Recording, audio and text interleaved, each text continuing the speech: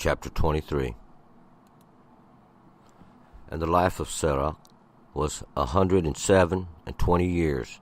These were the years of the life of Sarah. And Sarah died in Kiriath Arba, the same as Hebron, in the land of Canaan. And Abram come to mourn for Sarah, and to weep for her. And Abram rose up from before his dead, and spoke unto the children of Heth, saying, I am a stranger and a sojourner with you. Give me a possession of a burying place with you, that I may bury my dead out of my sight. And the children of Heth answered Abraham, saying unto him, Hear us, my lord. You are a mighty prince among us. In the choice of our sepulchres bury your dead. None of us shall withhold from you his sepulchre, but that you mayest bury your dead. And Abraham rose up and bowed down to the people of the land, even to the children of Heth. And he spoke with them, saying, If it be your mind that I should bury my dead out of my sight, hear me, and entreat me for to Ephron the son of Zohar, that he may give me the cave of Machpelah, which he hath, which is in the end of his field. For the full price let him give it to me in the midst of you for a possession of a burying place. Now Ephron was sitting in the midst of the children of Heth. And Ephron the Hittite answered Abraham in the hearing of the children of Heth, even all that went in at the gate of his city, saying, Nay, my lord, hear me. The field give I you, and the cave that is therein I give it you. In the presence of the sons of my people give I it you. Bury your dead. And Abraham bowed down before the people of the land.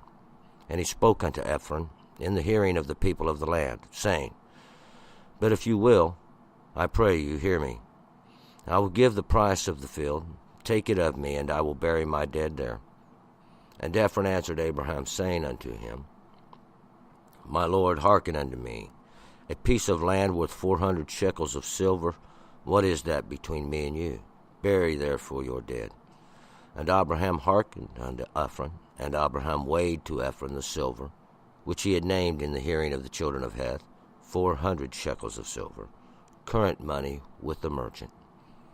So the field of Ephron, which was in Machpelah, which was before Mamre, the field and the cave, which was therein, and all the trees that were in the field, that were in all the borders thereof round about, were made sure unto Abraham for a possession in the presence of the children of Heth, before all that went in at the gate of his city. And after this Abraham buried Sarah his wife in the cave of the field of Machpelah before Mamre, the same is Hebron, in the land of Canaan. And the field and the cave that is therein were made sure unto Abraham for a possession of a burying place by the children of Heth. All right, let's go back up to verse 1. Now, today, or in this chapter, Sarah is going to die. And we basically have this story of that. And basically, we're going to pick it up here in verse 1. And the life of Sarah was 107 and 20 years. These were the years of the life of Sarah.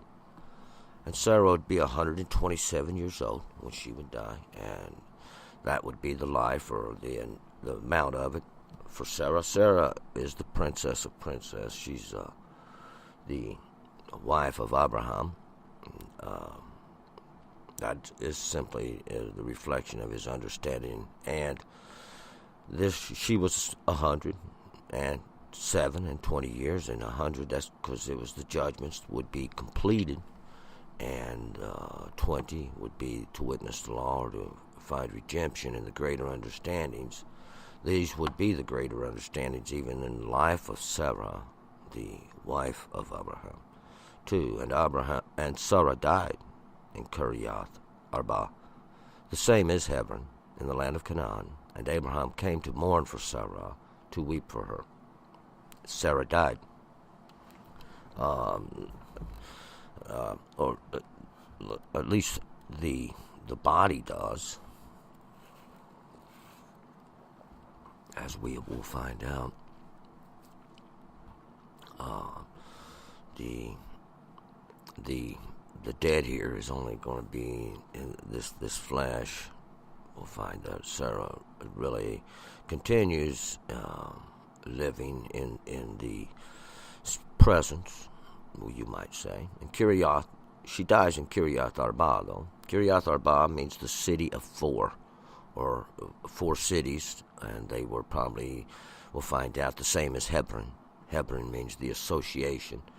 These four were going to be four brothers. We'll learn later. Some say they were giants. We'll find out they were just those that didn't quite make the mark.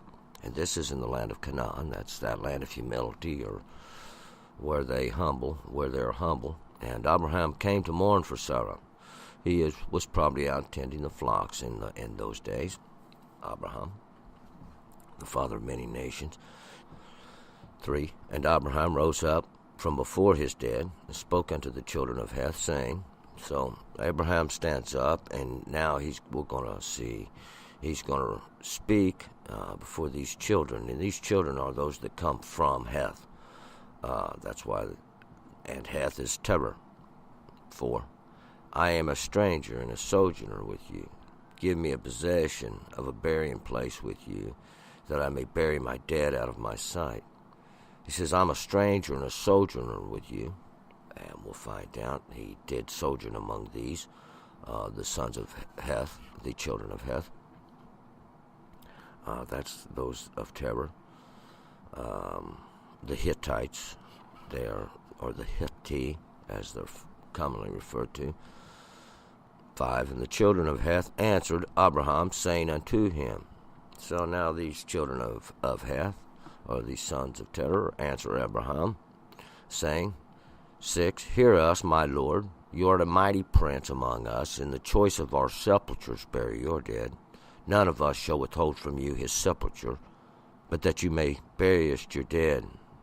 Hear us, my Lord. And here, Lord, they called Abraham Lord because he was a sovereign.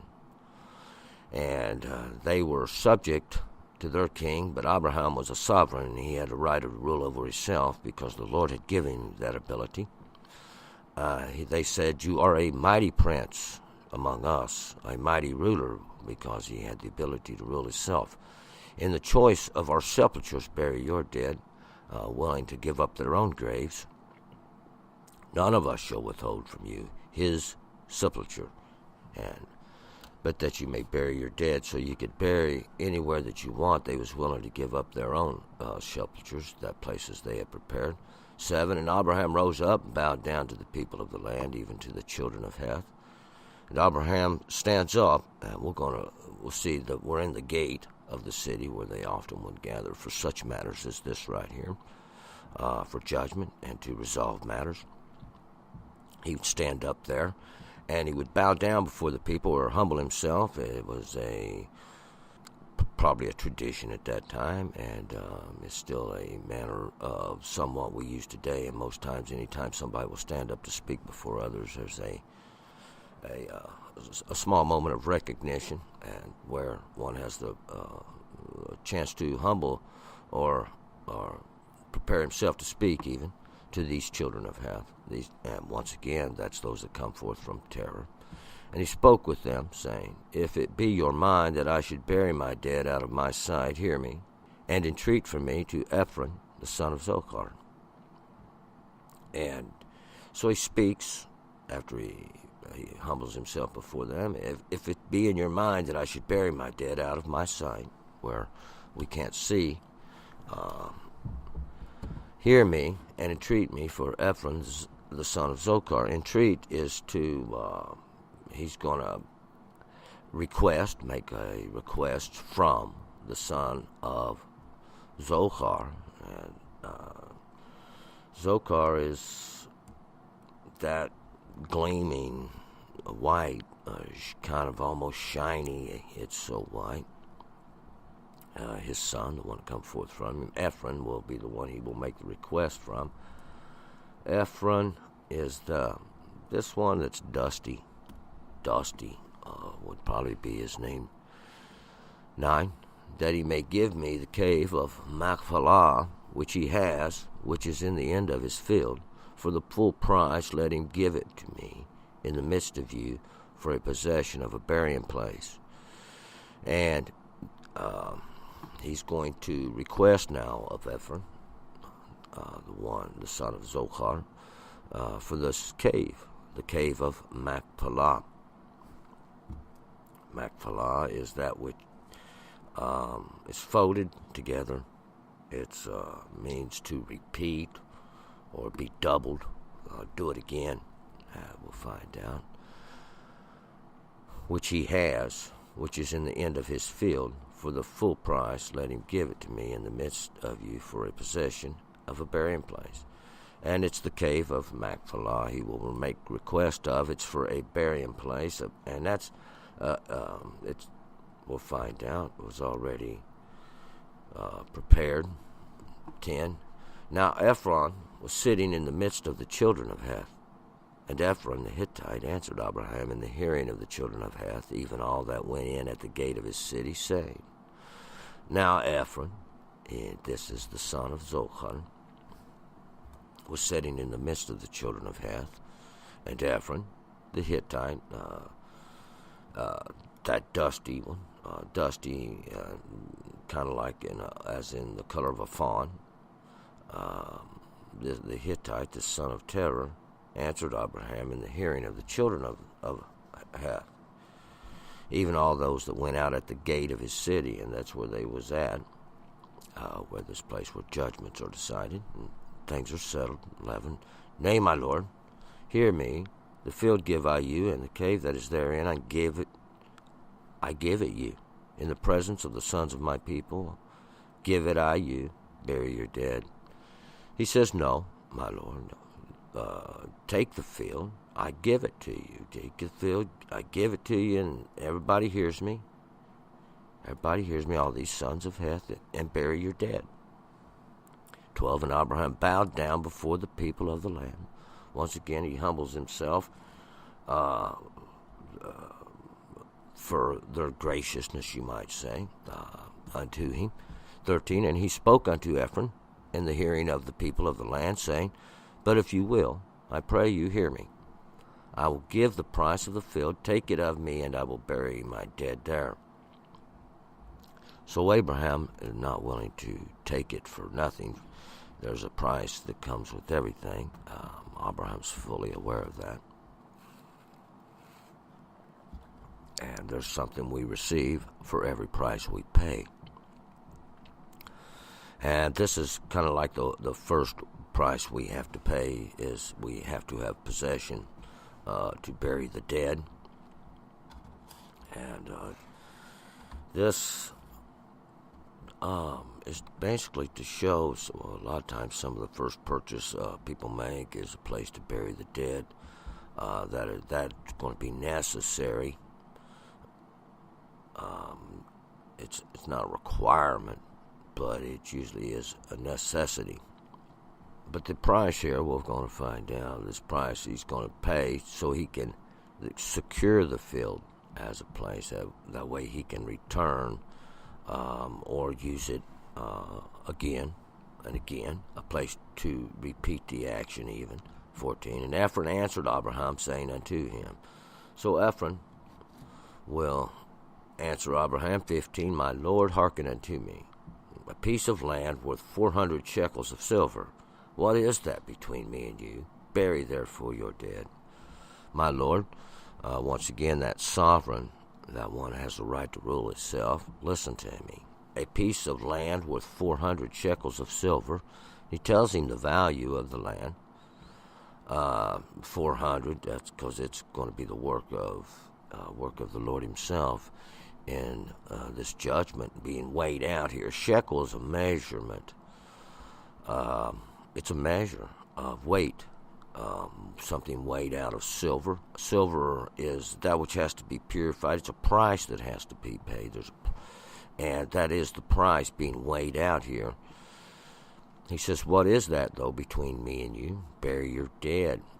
So he tells him the value of it, that is, and states it's not as significant 16, and Abraham hearkened unto Ephron, and Abraham weighed to Ephron the silver which he had named in the hearing of the children of Heth, 400 shekels of silver, current money, with the merchant. And Abraham listened to Ephron. That price which he had called, Abraham weighed to Ephron the silver, that price which was to be paid, which he had named in the hearing of the children, those that come forth from Heth, Terah. This 400, that's that work of God in the judgment being measured out, that price that'll be paid, that current money with the merchant, that's that price, the value at that time. 17, so the field of Ephron, which was in Machpelah, which was before Mamre, the field and the cave, which was therein, and all the trees that were in the field, that were in all the border thereof round about, were made sure. So the field of Ephron, and that's that. The field is the place outside the gates, outside the city walls. It's that open place, that open portion outside of that judgment, the place of judgment. That's what the gate is, which was in Machpelah. That where that's doubled, it's repeated. A place that's the which was before Mamre. Mamre means that vigor or that place of strength. The field, that open place there, and the cave. The cave is something that's already dug in. It's already dug in, which was there, and all the trees. We're going to mention the trees here, just in case. There's always those that say, "Well, it don't include this. It didn't include that." That were in the field. That's all the trees that were in the field. That's all those things that would exalt themselves at the broad places outside the city, or these open places outside the city, that were in all the border thereof, round about. They were made sure. They belonged to Abraham. 18, unto Abraham, for a possession in the presence of the children of Heth, before all that went in the gate of this city. And that's what it was bought for, a possession in the presence of the children of Heth, right in the midst of them, within them, the presence, before them, these children of Heth, or these children of Terah, before all that went in the gate. That's that place of judgment of his city. That's the place that has a guard. 19, and after this Abraham buried Sarah, his wife, in the cave of the field of Machpelah before Mamre, the same as Hebron, in the land of Canaan. And after this, after Abraham had purchased this property, secured it to himself, he buried Sarah, his wife. That's the princess of princesses, is the reflection of his understanding. There, in the cave, that place that's dug in the open places of Machpelah, that where it's going to be repeated or doubled, folded together. We can find it there. The same is Hebron. It's before Mamre, before the vigor, before the strength. The same is Hebron. Hebron is that association, that place of association. It's in the land of Canaan. That's where those of humility dwell, those that are humbled. 20, and the field and the cave that is therein were made sure unto Abraham for a possession of a burying place by the children of Heth. And the field and the cave that is therein, that's that open place, and that place which is dug in, that is therein, Machpelah, were made sure unto Abraham for a possession of a burying place, a place to put away out of sight that which was dead, by the children of Heth, and that's those sons of Terah. We're going to move forward. Genesis chapter 24. Turn and return.